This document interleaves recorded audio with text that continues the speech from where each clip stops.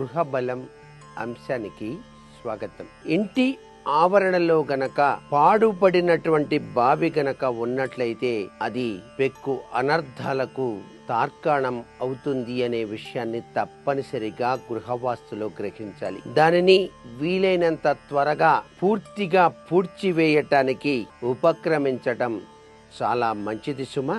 బావిని పూడ్చే ముందు ఈశాన్యంలో ఒక బోరు కూడా వేసుకోవటం మంచిదే. బావిలో వరలు అనేటువంటివి గనక ఉన్నట్లయితే పూర్తిగా ఆ వరలన్నిటినీ కూడా తీసివేసే పూడ్చివేయాలి తప్ప వరలు ఉంచి మట్టి పోసి పూడ్చటం అనేది మాత్రం పెద్ద పొరపాటు అనే విషయాన్ని మాత్రం ప్రతి ఒక్కరూ కూడా గుర్తెరగాలి. అన్ని వరలు తీయటం చాలా కష్టంగా ఉంది అండి అని చెప్పేసి భావించినప్పటికీ కనీసం 10 అడుగుల వరకైనా ఉన్నటువంటి వరల్ని తొలగించటానికి ప్రయత్నం చేయటం చాలా మంచిది అనేటువంటి విషయాన్ని గుర్తెరగాలి. బావిని పూడ్చిన తదుపరి గృహ నిర్మాణం చేసేటప్పుడు కనీసం గో పంచకాన్ని, గోవు యొక్క పేడను, ఆవు పాలను, ఆవు నెయ్యిని పంచామృత తత్వం అంటాం. ఈ పంచగవ్యాల్ని మాత్రం మీరు పూడ్చినటువంటి బావి పైన మాత్రం చల్లటం మరవకండి.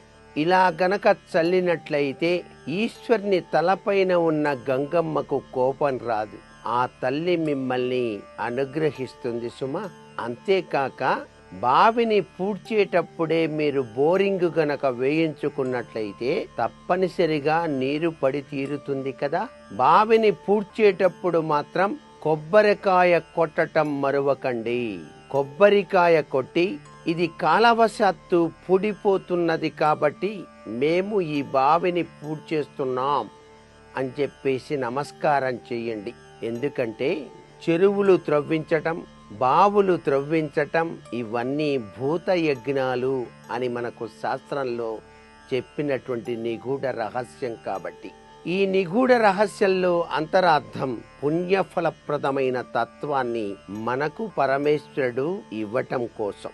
ఈ చేసిన పుణ్యాన్ని కాస్త తొలగించటం పాపమవుతుంది కాబట్టి ఆ పాప పరిహారార్థం బోరింగు పంపు వేయించుకోవటం, గోవుకు సంబంధించినటువంటి విశిష్ట పదార్థాల్ని అలా అలా అలా చిలకరించటం, పరమేశ్వరుని యొక్క సాక్షిభూతమైనటువంటి కొబ్బరికాయను అలా కొట్టి నీళ్లు చల్లటం, ఇటువంటి లక్షణాలు ఎవరైతే ఆచరిస్తారో ఆ ఇంటి ప్రాంగణంలో నూతనంగా గనక గృహం కట్టినట్లయితే సర్వ సంపదలతో ఆ ఇల్లు కళకళలాడటానికి ఆస్కారం ఎంతైనా ఉంటుంది సుమా. అయితే బావి పూడ్చిన తదుపరి 6 నెలల వరకు మాత్రం ఇంటి నిర్మాణం చేపట్టకండి.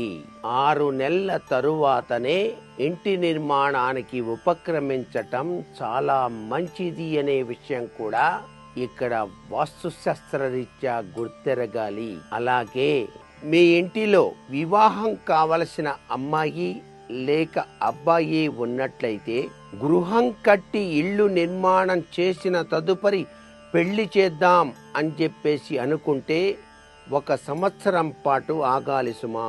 పెళ్లి చేసిన తర్వాత గృహం కట్టాలన్నా 1 సంవత్సరం ఆగాలి.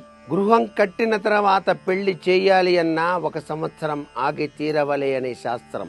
మీ ఇంట్లో ఉన్నటువంటి వివాహం కానటువంటి ఆ యొక్క అబ్బాయి లేక అమ్మాయికి త్వరగా కళ్యాణం కావాలి అంటే శివలింగానికి జలాభిషేకం చేయించి నమఃశివాయ ఓం అనేటువంటి మంత్రాన్ని చదువుతూ 108 పువ్వులు సమర్పించాలి. పెళ్లి త్వరగా కావాలని చెప్పేసి కోరుకోవాలి. దీనితో పాటుగా శివునికి 21 బిల్వ పత్రాలు సమర్పించాలి.